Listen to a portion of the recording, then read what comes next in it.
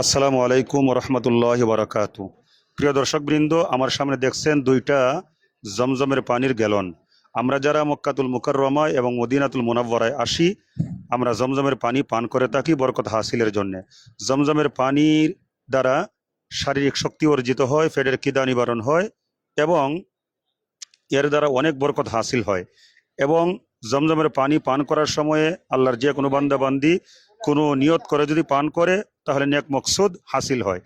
এই যে দেখুন, আমার সামনে দুইটা জমজমের পানির গ্যালন আছে, একটার গায়ে লেখা আছে নট কোল্ড। আমি এই জন্যে ভিডিও বার্তা দিতেছি, অনেক মানুষ আছে যাদের সারা বছর ঠান্ডা লেগেই থাকে, তাদের উপকারার্থে। নট কোল্ড মানে এই গ্যালনের মধ্যে যেই জমজমের পানি আছে, এগুলা হচ্ছে নর্মাল পানি, ঠান্ডা নয়। তো আমরা যারা মক্কা মদিনায় আসি, যাদের ঠান্ডার সমস্যা, এজমার সমস্যা, আমরা অবশ্যই বরকত হাসিলের জন্য জমজমের পানি পান করব, কিন্তু খেয়াল করব কোনটা ঠান্ডা এবং কোনটা ঠান্ডা নয়। তো কোনটা ঠান্ডা পানি না, কোনটা নর্মাল, বোঝার উপায় কি? দেখবেন গ্যালনের গায়ে লেখা আছে নট কোল্ড।